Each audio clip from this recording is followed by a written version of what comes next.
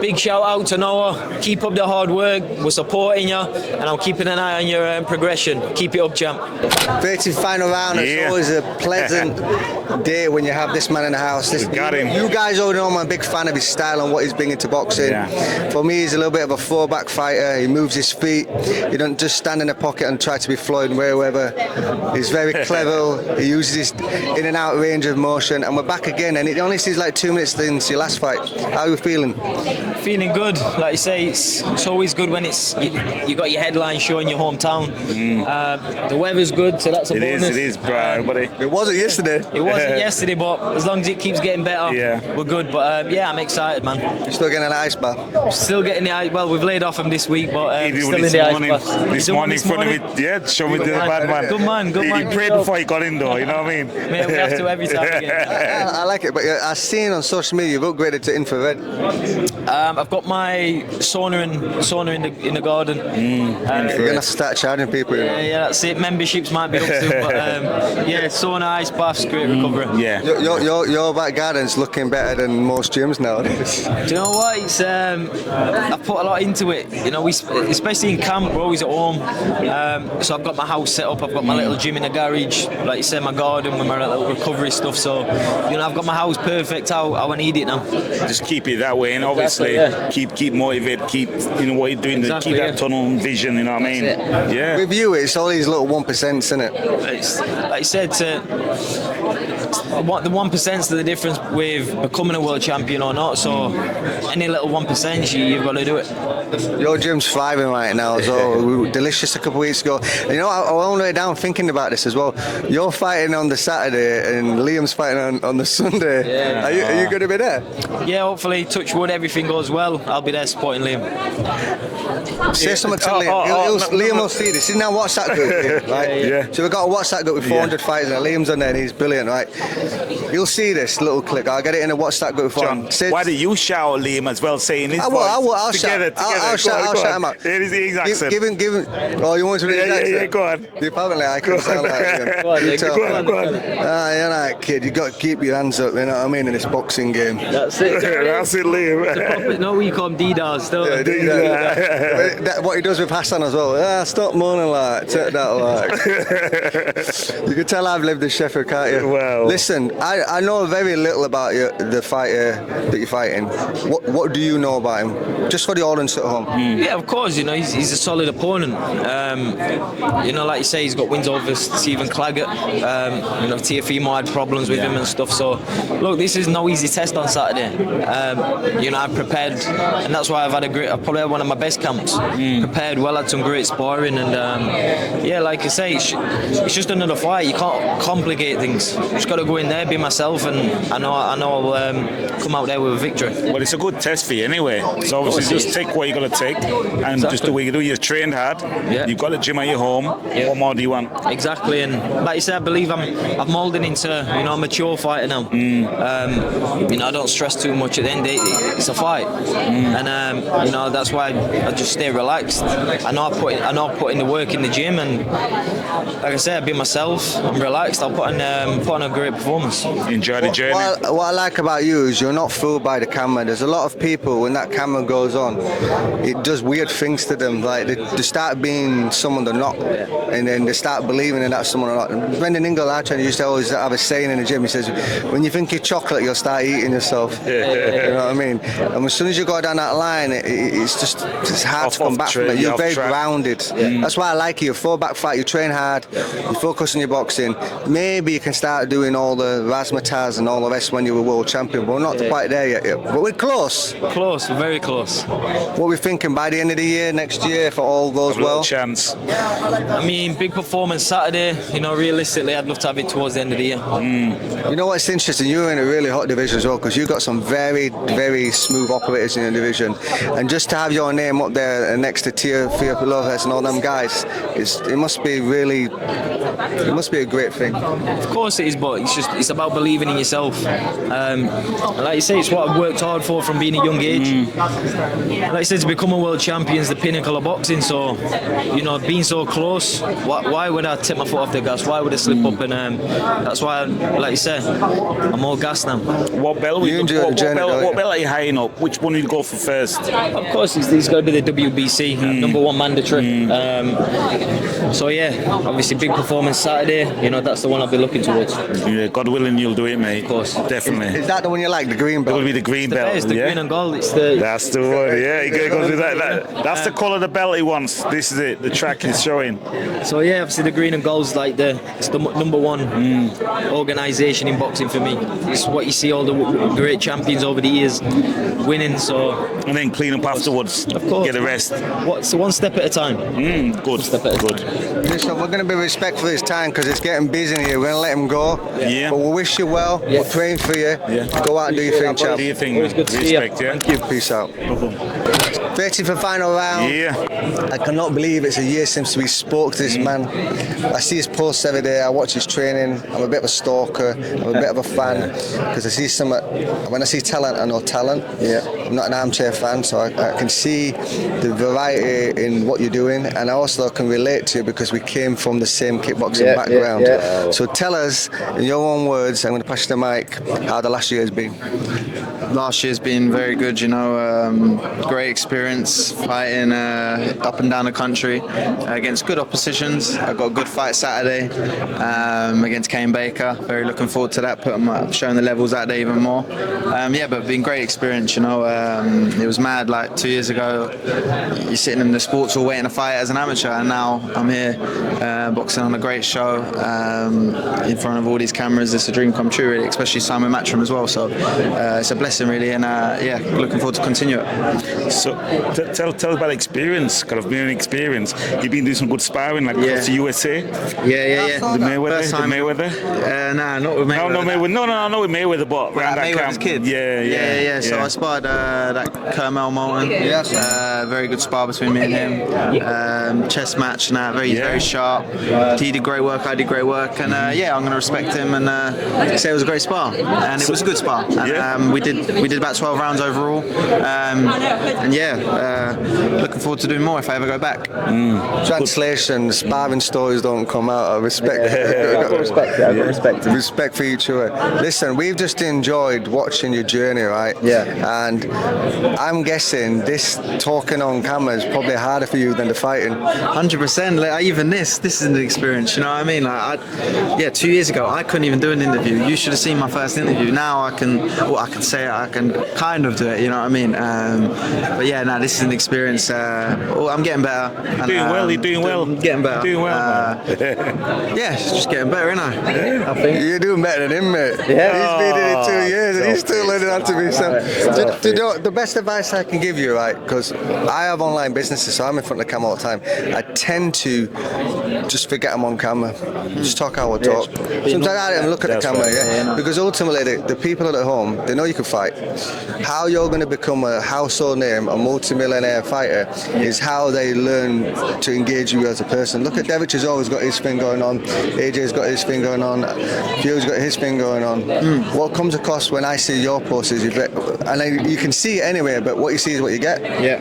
Just keep doing that. Yeah, 100%. You got to be normal. You got to be yourself, not be someone fake, and that's what I'm doing. I'm just being myself. That's all I'm going to do. You enjoying the ride out, 100%. Yeah. There's a lot of fighters out there. I think just not being themselves. I just feel like they're acting. They're just trying to do it because they're on camera. For me, I'm just being myself, man. Like you're pro now, what do you like about it? What do you like about everything here now? Just the training. What, like, in terms of everything overall of the media, everything together. It's great. You know what I mean? I love it. You know, I love it all. It's like you said, it's an experience. even the training is much better. Even the sparring, the transition has been great. You know what I mean? I've loved that, and the pace from the amateurs to the pros is I'm much better. And exactly, because you're at 100 mile an hour, you can't, like you said, you can't breathe. Now I can think what I'm doing, and you can see by the performances, I'm just being myself, being calm in the ring, and let my shots go. You know what, I want to tell you, all these lights, camera, all this, it's all a joke, you know. Yeah. And certain people get caught up more in this and about what they look like in front of the camera, like standing in front of the mirror and to what it look like. But the thing is that at some point you're going to get found out. If you ain't got a good trainer and a good friends that know how to help you keep your feet on the ground, you can do all that once you be a champion, right? You can do all that once you've got all the money in the bank account and everything's secure. But that some people get caught more up in wanting to be a superstar. Like, I find this expression funny, right? We used to turn up to fights on the day and didn't know we were fighting, and sometimes we'd turn up and be sat in the crowd and say, do you want to fight? Yeah. Now they have training cameras in the amateurs. They want training cameras in the amateurs and everything, right? Until you're a champion, train, fight, train, that's right. Fight, stay active. Too many people that want to be a superstar now, and it's not going to happen. Well, you can do the rush route, but it's not going to be hard. It's not going to be hard, and it's not the sensible route, really. And you take your time. Nothing. You've got a long career. You might as well use it sensibly the times that you've got.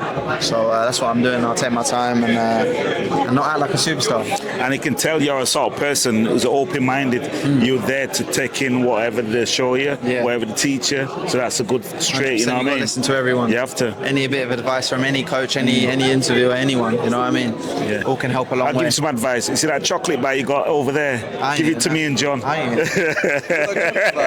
got a protein bar. A protein bar. We'll have that. That means it can be way easy. It can be way easy. I won't be eating that. No. All right, no worries. Coming back from America, I'm a bit heavier than normal, than I normally am, but because the food out there, man, it's like you think you're eating healthy, but it's just, I was eating healthy out there, but the things are big, the portions are big. And the oils they use, the butter, and it just made me come back heavy, and I'm always good with my weight. So this time I've had to, for the last 4 weeks, had to be strict. Yeah, man. I'll make it easy. Give you advice. Go on. You ever need tips? That's what I do. I'm a nutritionist for fighters, so I do echo estimates and everyone. If you want any tips, DM me. I will do. Yeah, I might actually ask you something after later. I'll give you advice between me and you. In this game, anybody gives anything to eat. 100%. Right? You could be having a diarrhea up there. But even be careful. But even the thing is, like, let's say a guy got done for drugs at a gym. Anyone could have put something in his drink.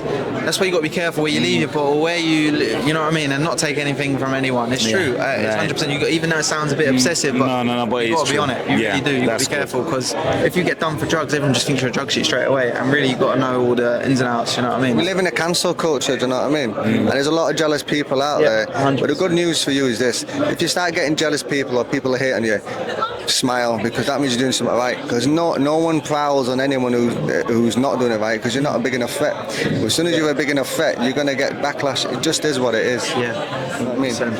Listen, we're going to leave him alone. Definitely. I appreciate he talks to us on fight week, because he's locked in. Yeah, it's good. And he's ready to go. Ready to make some weight tonight and eat tomorrow. That's right. What is it going to be? What are you going to eat after you made weight? Pasta, chicken. Nice. I see a lot of fighters have all these pizzas and that, and I get it because it's got carbs and that. I just couldn't do it to myself. That's a treat. You got to win first and then have the treat. That's right. Facts. That's right. Italian. He's Italian. He's Italian. Yeah. Listen, when I check out there. Peace. Well, before we get this interview underway, I just want to say, Noah, listen, keep up with the good work, keep chasing the dream, keep training hard. Wish you all the best. Jason, we're here with Leeds. We're from Leeds. We accept teas off Bradford, you know me already. We know it's fight week. We know it's not. West Yorkshire. West Yorkshire. There you go, West Yorkshire. We know it's fight week. We don't keep fighters on fight week. Ex-fighters now, we're feeling on fight week. So we're going to say what we've got to say. No stupid questions to get out of here. I just want to start with this. I'm so glad that you're boxing on. I know that you took that decision at Wembley. We were there. Yeah. We interviewed at Wembley week. You put the gloves in the middle of the ring. But I'm glad you've had time to contemplate, think about it, and do it on your terms, because you only get one career. Yeah, of course. No, of course. And I don't do it like that. You know, I trained very hard, I prepared very well. Scorecards were quite wide, but I don't think I would got disgraced on the night. I don't know. I feel that with my mentality that night, I would have a million miles away. But I feel like a switched on Warrington would have performed a lot better.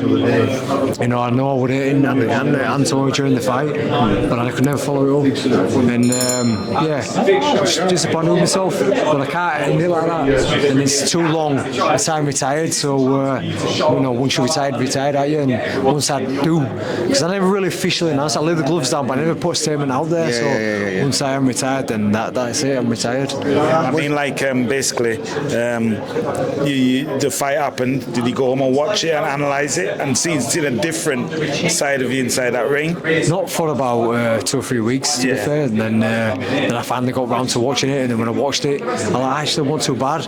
Got myself in the gym, did a bit of training and ticking over, and thought, actually, I'm fucking hell. There's still some bits there. You know, sharpness was still there, blah blah. And then did a bit of sparring and thought, my roll of the dice again, my roll of the dice. And then spoke with my team. Had a really good think about it, and then like spoke down with the Matchroom team around Christmas time and said, like, I want to go again. We talked about potential fights like Mick Conlon, or you know, for myself personally, I just want to go back to Leeds. I want to go back to Leeds and go back to Arena, have the fight, you know, the 13 fight there, you know. So 12 before the last time were on great, didn't finish on great terms. So let's go back, because a lot of people thought I'd retired and maybe just get a win and see where we'll go from there. But for whatever reason, they couldn't make it happen until maybe nearly summertime, and like that's one thing that's been discriminating against me is inactivity. So the phone went in and got this opportunity to go on here, so we took it. There's two things you said today I really liked. The first one is, I know you're a perfectionist. I know if you're playing Scrabble or whatever, you're a perfectionist. That's who you are, all right? And what I liked about what you said on stage today is you're doing it for you. You know what I mean? Do it for you, because at the end of the day, after the fight career's all over and you look back, it's good that you did it for fans and all the rest of it, but you have to be content. 100%. Like, I'm sorry to cut you off there, but like, there's no point in people standing around me saying, Josh, come on, you've got more in there, and me not wanting to do it. Me like, nah, yeah, and like lying to yourself. You know, you try to convince yourself, try to fire yourself up that, yeah, I've still got it, going off their words. No, listen, I've had many nights in September laid in bed until early hours of morning, just sat there, not sleeping, thinking, what is still left, how much do you still want it? You know, watching other fighters, watching your gym mates, you know, and then thinking, can I still do that? And then you go home and you question it that night, can I fucking still do that? Can I really do? Can I put my body through that? Can I put my mind through that again? Like, every time my answer is yes, of course you can, but it's like, you've got to play it, so I don't know if you know this, because the active fighters never know this until after, right? But there'll be nothing you ever do after boxing will ever come close to what you're doing now. I hear that. Right? There's people get addicted after they get addicted to cocaine because they want that little hit, alcohol, the chin, or they even have to be a trainer and walk out the fights to get a little bit of that feeling, right? So do it on your terms, retire when you're ready, and just take it all in. But what I'm feeling from this fight, tell me if I'm wrong though, I think a lot of what fighters do and what you've done all your career is feed off ego, but I see a maturity in you now, and you're doing it not so much ego now. This is a decision that you want to make for you. 100%. Like you said there, it's a long time retired, and I've spoken to many fighters. I've spoken to many athletes over the years, because it scares me retirement. It fucking petrifies me, because it's routine, isn't it? It shaped my life. And it's mad because you're getting punched out for a living. Why the fuck would anyone want to do it? But it's, like I say, it's addictive, isn't it? It's addictive. And I know I spoke to many fighters who have become trainers and managers and promoters, and they tell me it's the closest thing to, but it's still a million miles away. It's like, you know, when you are retired, you do hang them up for the last time, then that's it. Like in the Rocky movie, he says it's you against you. It's you against you. It's nobody else. It's not your team. It's you, and this is you. I can see you. You got a hunger. The fire's lighting. I can see that. I can see it, man. Definitely. One more round. Ready to go again, and I say this, short notice fight and that, but you know, I've always got enough intent to do 12 rounds, and you know, go back 3 years on a Saturday night. Well, sometimes in short notice fights, brings it out of you. Yeah, that's right. Exactly. So go for it. Yeah, do your thing, man. We believe me, we've always believed in you. We know you're going to go and do us proud on Saturday. Yeah. Listen, go drink your water and enjoy yourself. Go on. We're going to be respectful of Josh's time. Peace out. No.